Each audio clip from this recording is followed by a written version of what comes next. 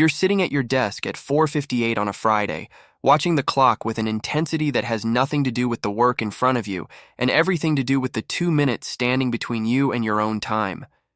Your calendar is full of meetings you didn't schedule, deadlines you didn't choose, and a paycheck that arrives every 2 weeks regardless of how much of yourself you spent earning it. You've heard the phrase financial freedom so many times it started to sound like marketing instead of a real, livable thing.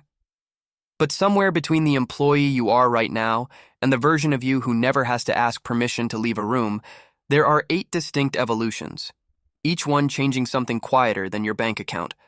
Let's walk through every single one. You clock in, mentally if not literally, trading hours for dollars in an exchange so familiar you've stopped noticing the terms of the trade. Your manager asks you to stay late on a Friday, and you say yes instantly. Not because you want to, but because saying no has never once felt like a real option available to you. You watch a coworker get praised for an idea you actually suggested first, in a meeting you weren't invited to, and you feel the specific sting of contributing value that gets credited somewhere else entirely. At home, you calculate your actual hourly rate after taxes, after commute time, after the mental energy work drains from the rest of your day. And the number that comes back is smaller and sadder than you expected. A friend mentions he's thinking about starting something on the side, and you nod along politely, privately certain it's the kind of thing people talk about far more than they actually do. Here's the truth. Nobody says directly at this level. You're not just trading time for money, you're trading the right to decide how your own day unfolds. And that trade happens so gradually, you forget you ever agreed to it in the first place. You start something small after work, an hour here, a weekend there, building a tiny side project nobody at your job knows exists yet. The first payment arrives, embarrassingly small, $40 for work that took 6 hours, a number that would insult your hourly rate at your actual job, except this time it feels completely different. You mention it to a coworker, carefully, almost apologetically, and he laughs, not unkindly, asking if you're trying to be the next big entrepreneur. A comment that stings slightly more than you let on. You keep going anyway, quietly, telling almost no one, because the side project feels fragile in a way you don't want exposed to casual doubt just yet. Your partner notices you're tired more often, staying up later, and asks if it's worth it, a fair question you don't fully know how to answer yet. The deeper truth surfacing here is one nobody warns you about. The earliest stage of building something yours looks, from the outside, almost identical to mild exhaustion, and you have to be willing to look slightly worse off before anyone else sees you becoming better off at all. Your side income hits a number that quietly matches a meaningful percentage of your actual paycheck, and the math becomes impossible to keep ignoring. You sit with a calculator one evening, comparing hourly rates, and realize the side work, despite being smaller in total, is paying you significantly more per hour than the job that takes 40 hours of your week. A coworker who teased you initially asks, almost reluctantly, how you actually got it started, the tone shifting from amusement to something closer to curiosity. You don't quit your job yet, but you notice yourself sitting through a frustrating meeting with slightly less dread, distracted by a sense that something else, somewhere, is quietly growing regardless of how today goes. At a family dinner, someone mentions your side project for the first time without prompting, repeating it back to you like it's now an established fact about who you are, instead of a secret you've been quietly nursing. The realization crystallizing here is rarely said aloud. The moment something you built starts paying you more efficiently than something you were hired for, the entire emotional center of your working life quietly shifts, even if your daily schedule hasn't changed at all yet. You finally hand in your resignation letter, calmer than you expected. The speech you used to rehearse in your head during difficult days, no longer necessary because the decision stopped being emotional months ago. Your manager seems genuinely surprised, asking if there's anything that could change your mind, a question that arrives a little too late to mean what it once would have.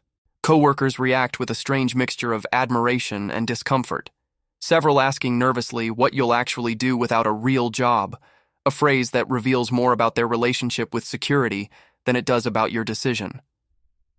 The first Monday morning without an alarm feels less euphoric than expected, more disorienting, an unfamiliar quiet you mistake for emptiness before slowly recognizing it as simply unstructured time.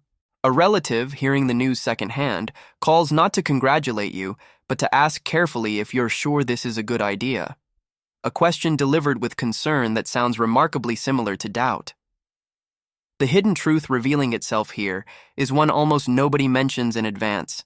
Leaving a paycheck doesn't remove fear from your life, it just relocates it, from worrying about a boss's approval to worrying entirely about your own.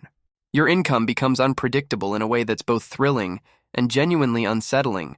A great month followed immediately by a quiet one that makes you question every decision that got you here. You miss a single payment from a client, and the anxiety that follows feels disproportionate, completely out of scale with the actual dollar amount involved. A fear that has nothing to do with math and everything to do with the absence of a guaranteed paycheck behind you now. A friend still at a traditional job mentions his steady raise this year, and you feel a brief, complicated pang, not regret exactly, but something close to it, before remembering why you left in the first place. You start tracking every expense with an intensity you never had as an employee, not from anxiety alone, but from a new, sharpened awareness that every dollar now depends entirely on decisions you made yourself. A potential client ghosts you after weeks of promising conversation, and you feel the specific sting of rejection that hits differently when there's no steady paycheck underneath you to soften the blow.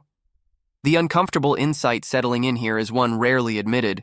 Independence doesn't remove risk, it simply hands you the entire risk yourself, with no employer left to quietly absorb the parts you used to never even notice were being absorbed. You hire your first contractor, a small task you've been doing yourself for months, and the first time you watch someone else do work you used to personally handle, something shifts in how you think about your own time. Your income stabilizes into something closer to consistent, not because the work got easier, but because you finally built systems instead of simply showing up and improvising every single day. A former coworker reaches out, asking how you're doing. The tone noticeably warmer than the polite skepticism you remember from your resignation conversation months earlier. You check your business account on an ordinary Tuesday and realize last month's income quietly surpassed your old salary for the first time, a number you reread twice, half expecting a mistake. At a family gathering, the same relative who once questioned your decision now asks, almost shyly, for advice about a friend's small business, a complete reversal nobody mentions directly, but everyone clearly notices. The deeper truth crystallizing here is one most people don't expect. The moment your business starts running with structure instead of pure hustle, the people around you stop treating your choice as reckless and quietly start treating it as enviable instead. You're sitting with an accountant, discussing numbers that didn't exist in your vocabulary as an employee, structuring your business around growth instead of survival, the language itself signaling a shift happening somewhere deeper than the spreadsheet in front of you. The accountant mentions, almost casually, certain tax strategies available at this revenue level, a phrase quietly confirming what you've started to suspect, that there's an entire tier of financial structuring invisible to anyone who hasn't crossed this specific threshold yet. A friend asks how it feels to finally be your own boss, and you pause, realizing the question assumes a kind of freedom that doesn't quite match the actual weight of every decision now resting entirely on you. At a networking event, someone introduces you by your revenue numbers before your name, a strange new identity attached to figures you haven't fully processed yourself. A former manager, the one who once asked if anything could change your mind, sends a message congratulating you, the tone noticeably more careful than confident, as if recalculating something in real time. The uncomfortable truth surfacing here is one rarely said aloud. Success at this level doesn't just change your bank account, it quietly recasts you in everyone else's mind, into a role you never formally auditioned for, but somehow grew into anyway. You check your accumulated net worth, business value combined with savings and investments, and realize, almost by accident, that the number has crossed into 7 figures, a fact you reread several times, certain you've misplaced a decimal somewhere. There's no notification for this, no celebration, just a quiet evening and a spreadsheet that represents years of decisions nobody else fully witnessed in real time. You mention it carefully to your partner, testing the words out loud for the first time, and their reaction surprises you. Not excitement exactly, but a kind of quiet recalculation, as if mentally repositioning where you both now stand. At work, an employee you've hired makes a mistake that costs real money, and instead of panic, you move through the consequences with a calm that surprises even you, the failure no longer threatening your survival, only your patience. An old coworker, the one who teased your side project years earlier, reaches out warmly, eventually mentioning a business idea he'd love your thoughts on, and you recognize the pattern before the message even finishes loading. The deeper truth crystallizing here is the most uncomfortable one yet. Once people sense you've actually made it, their attention toward you increases sharply, while their honesty with you, almost without exception, quietly decreases at the exact same rate. You're sitting in a coffee shop years later when you notice someone at the next table, laptop open, calculator app running in another tab, doing the exact tired arithmetic you remember doing yourself at your old desk, calculating an hourly rate that comes back smaller and sadder than expected. You don't say anything grand. You simply lean over after a moment and ask what they're working on. And the conversation that follows isn't about strategy or revenue. It's about fear. The same fear you carried back when $40 for 6 hours of work felt both embarrassing and impossible to stop chasing anyway. You tell them something nobody told you back then, that the smallness of the first payment was never actually the point. The point was simply proving to yourself that money could exist outside the structure you didn't choose in the first place. And in that exchange, the entire arc of everything you've gone through finally reveals its shape. Becoming a millionaire was never really about escaping work itself. It was about the slow, quiet transfer of decision-making power, one evolution at a time, from people who controlled your hours